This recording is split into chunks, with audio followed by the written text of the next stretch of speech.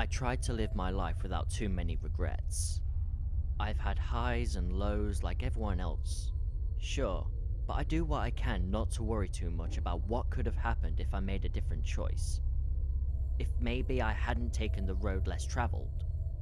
I figure everyone makes the best decisions they can with the information they have available to them at the time. Going through all the what ifs is ridiculous, because the only way you would have made a different choice is if you'd had some other detail, which of course you didn't.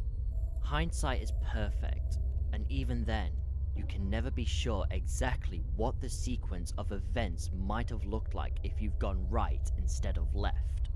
And yet, there is one choice I made, one road I took, that I just can't help but wonder how things might have turned out if I'd only done something different. My job has me move around pretty regularly. I'm not going into what I do, that has no bearing on the story. But a couple of years ago, I was working in Philadelphia and living on the other side of the Delaware River in Cherry Hill, New Jersey. I'm originally from the northwestern Pennsylvania, and since this was the closest I've been home since I moved out of college, I took the chance to go see my parents whenever I could. I knew I'd be moving again before long, and my folks aren't getting any younger, so I tried to find a weekend every month or so to make the 7-hour trip to visit them. If I'd been thinking about it when I was looking for places to rent, I'd probably tried to live on the west side of Philadelphia instead of in Jersey to avoid the traffic during rush hour. But by the time I realised it, the lease was signed and there wasn't much I could do. The drive to my hometown was pretty boring, honestly.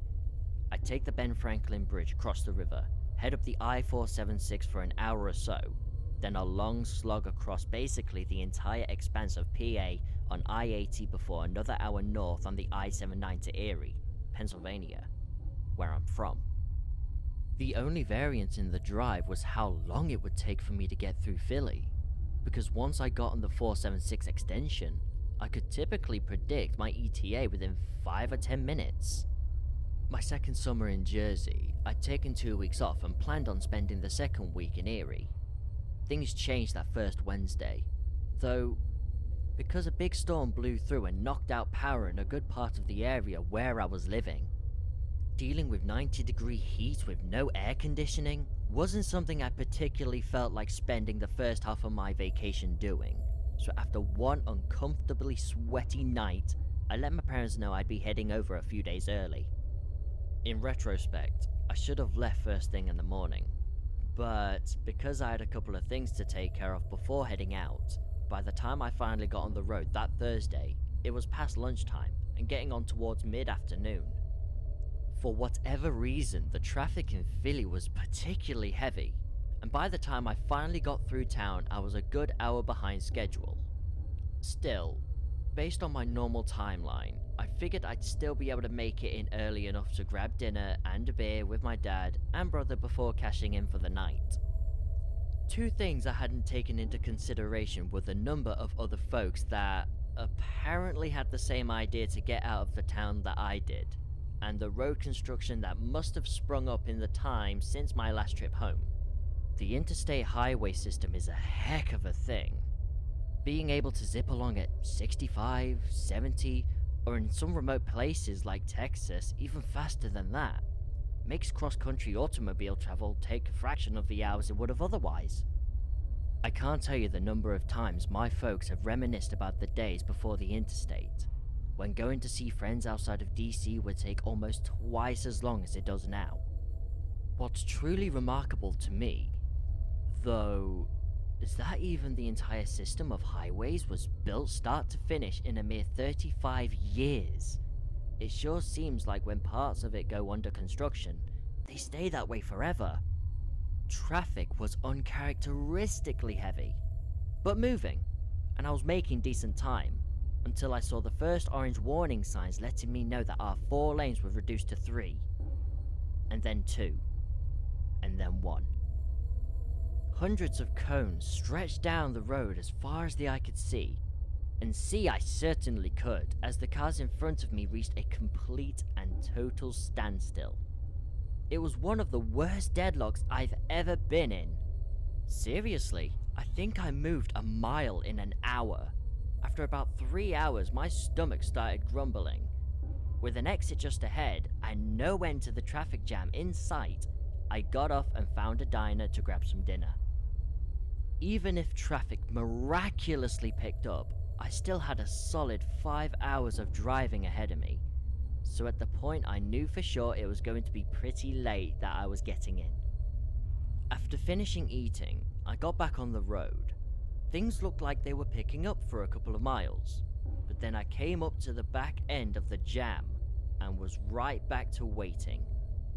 We were moving a little bit better, I think averaging about 5 miles an hour at this point, but as the sun started edging towards the horizon, I pulled out my phone and started to see if Google Maps could clue me in on any kind of workaround. It's a funny thing about human nature. Most of us don't like to sit still. Studies at airports show people would rather walk farther to baggage claim to get their luggage, even if the total time would have been less if they had a slightly longer wait at planeside. Well, the power of the internet appeared to be in my favor, though I-80 still showed as a dark red band for another 50 miles or so. There was a southbound country road coming up in a few miles, and a northbound a couple after that, either of which looked like they'd let me bypass the worst of the traffic. Since I'd spent the better part of the day sitting on the road, my patience was about worn out, and I opted to take the southbound road even though the app told me it would ultimately take about 30 minutes longer to get to my parents' house. I just wanted to get moving again, and reasoned at this rate it might take me more than the 30-minute difference to get to the northbound route anyway. And that is a choice that will haunt me until the day I die. I made the turnoff and immediately felt my mood improve, the signs alternating limiting my speed between 35 and 40 miles an hour, but even that seemed like flying compared to the logjam I spent the last several hours in. The drive was interesting.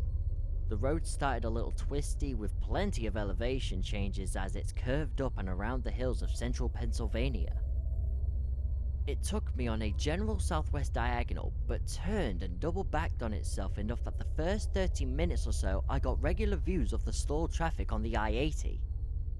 Pretty soon after that though, just about the time that the sun was just dipping down beneath a couple of hills in my rearview mirror, the road took a long, curving tack and carried me down and away out of sight of the interstate. Now, something that a lot of people don't realize is how big of a state Pennsylvania is. Sure, there are plenty of bigger ones, but PA is deceptively big. And it is remote, isolated. Hell, the translation of the name means Penn's Woods after all. The Blair Witch Project didn't have to embellish that aspect of the state.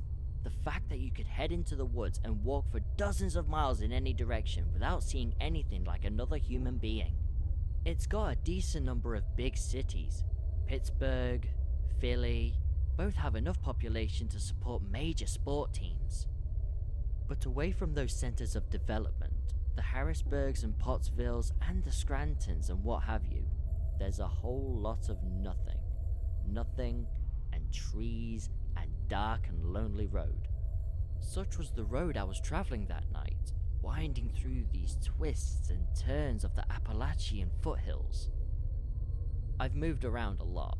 I mentioned travel through most of the continental states anyway. I sometimes used to wonder when I'd be driving along a patch of asphalt surrounded by only untamed wilderness, what it must have been like to construct such a road. What had it been like before men had intruded with our civilization and our machines? What had lived here? I don't wonder anymore. Not since that night when I went left instead of right. The way continued to twist, back and forth, up and down. As I wound deeper into the foothills, the trees grew thicker, branches from either side of the road reaching over almost touching, forming a natural canopy 20 feet up that blocked out much of my view of the sky and the stars above.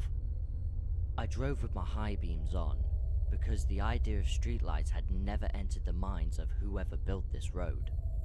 The painted lines were old and not well cared for, and I found myself gradually straddling the faded double yellow partition running down the middle of the two lanes to keep some distance between myself and the trees that increasingly encroached the pavement's edge. I've never been a particularly good navigator. My parents used to say it was because I spent my childhood with my nose pushed into a book during car rides, but I personally just think it's because I'm bad at it. So it was that, despite there was no possible way I could be lost as there were no other roads that I could have possibly turned onto and gotten off track, that I more and more frequently found myself checking my phone to ensure I was still on the right path, which is how I almost ran into the other car. My mind was wandering. Think about the fact that my signal bars had dropped and remained at 0 for the last 20 minutes, and what possible implications that would mean if I should have some kind of emergency. I raised my eyes back to the road after Google Maps confirmed for probably the 20th time I was still good on my road choice, and after my brain took a beat to process that what I was rapidly approaching was a vehicle, stopped in the middle of the lane, slammed my foot hard on the brake. I stopped in time, but not by much, with maybe 5 feet separating my hood from the other car's rear bumper. My heart was pounding in my chest as adrenaline coursed through my body, but my fear quickly gave way to anger. Seriously, what the hell was this guy doing? Not only was he stopped in the middle of the road, but all of his lights were off. If I hadn't had my high beams on, there would have been a good chance I wouldn't have seen him before I was practically on top of him, even if I hadn't been checking my phone. I could feel my pulse beating in the vein on the side of my neck. I'm not somebody particularly quick to road rage, and after a couple of quick breaths, I managed to get a hold of myself.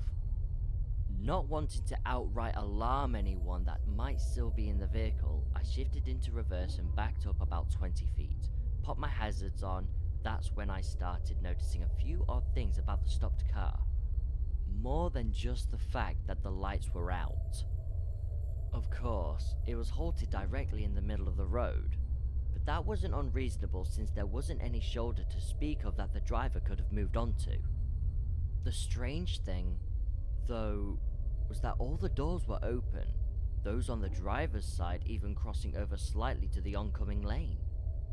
And on further observation, I saw an item dropped out on the road by the rear driver's side door, something that appeared to be a child's stuffed animal.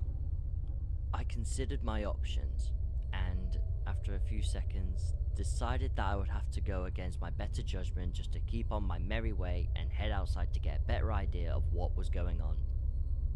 I said earlier that my job doesn't have anything to do with this story, which is mostly true, but before you judge my decisions too harshly, it bears mentioning that I've spent some time in the military. An obligation to help people has been drilled into me over the years, and I've seen enough things while deployed to feel that I could handle myself. And so, I got out my car but kept it running. I popped the trunk to grab a flashlight I keep there and left my headlights on so I could see what I was doing. I looked up and down the road hoping to spy signs of other cars approaching, but no luck. Hello? I called up to the other car as I cautiously started my approach, circling around the left towards the middle of the road so I'd be able to get a look inside before I got too close. Anyone there? No answer. The beams from my headlights helped some, but there was enough shadows to still obscure the car's interior. Shining my flashlight, though easily determined that no one was inside, I moved closer, stooping down by the rear door to pick up the fallen object off the ground. It was a child's toy. Just as I had suspected, a stuffed rabbit with well-worn patches showing signs of frequent love. I frowned. If the folks traveling in the car had hitched a ride with a passerby, they would have taken the rabbit, or the kid would have thrown a conniption. I shut the rear door and moved up to the front. I put my hand on the hood and found it was still warm to the touch. That meant it couldn't have been here for long. I slid into the driver's seat to try and figure out if there was some kind of mechanical issues that would have forced the car to stop, and was startled to find the keys still dangling from the ignition. Pressing the brake, I turned the key and the engine started right up. Headlights and the dome light in the roof spring into life. Fuel, oil, temperature, battery. All the gauges looking good. Not even a check engine light. Curiouser and curiouser. Then I saw the purse in the passenger seat. I picked it up, a normal brown shoulder bag, and briefly rummaged around before finding a wallet inside. Everything appeared to be intact. About $40 in cash, a couple of credit cards, gym membership, Sam's Club card. The driver's license named the owner as Mary Walker, a pretty blonde that had just turned 30 the month before. A couple of pictures showed Mary in staged poses sitting on a blanket under a tree whose leaves were turned red and yellow, captured in the thrall of autumn. A huge, bearded lumberjack of a man hugged her from behind. A small ponytail girl with a goofy, over-exaggerated smile on her lap. I felt the hairs on the back of my neck stand up, a shiver running down the base of my spine. Something was very wrong with this situation. I put everything back in the purse and returned it to the seat, turned off the car and got out, shutting the driver's door behind me. I pulled my phone out of my pocket and dialed 911, holding it over my head to try and get a connection with no luck. Cursing softly, I jammed the red end call button and moved around the passenger side of the car. I played my flashlight around and noticed some of the foliage at the edge of the road was bent and trampled, like someone had walked through it. I didn't have enough woodcraft to be able to judge how long ago they might have passed, but even then, I couldn't imagine any scenario for why they would have gone wandering. Looking at the flattened foliage, at the stuffed rabbit in my hand, then at the dark trees crowding maliciously, my thoughts teetered back and forth between what I should do. I made up my mind. I'd been training to help people. It was hardwired into my system. There was a child somewhere in the woods. I raised my foot to take a step on the beneath path, and that's when a white flicker of movement entered the very edge of my flashlight beam. It was Mary Walker. She was naked and walking stiffly, unnaturally, her arms swaying out of sync with the rest of her body, like a marionette manipulated by an inexperienced puppeteer. "Hello?" her voice called out. "Anyone there?" More shapes came into view behind her, shambling along. Here the bearded man who must be Mary's husband. There her little daughter, owner of the well-loved rabbit. Both naked, both moving as oddly as the wife and mother. And now I could tell there were more. Many more. Their forms indistinct out of the direct light. But so many they caused the darkness to pitch and swell around their odd, staggering passage. Their voices Anyone a chorus. there? "Hello?" they called. "Anyone there?" Parroting back the questions I'd asked only a few short minutes ago, when I approached the abandoned car. I took a stumbling step back, away from the woods and the approaching automatons tripping into Walker's car, catching my balance. I involuntarily shone my light up into the pitch recesses of the branch, and in doing so, could just make out, barely, a sort of darkness crouched in the upper limits. A void, even darker than the trees. Was it my imagination? Those lines of pure blackness that extended from that concealed mass and seemed to pierce the flesh of Mary Walker and her kin, and the countless Hello? other shapes moving in Anyone concert there? with them. Hello?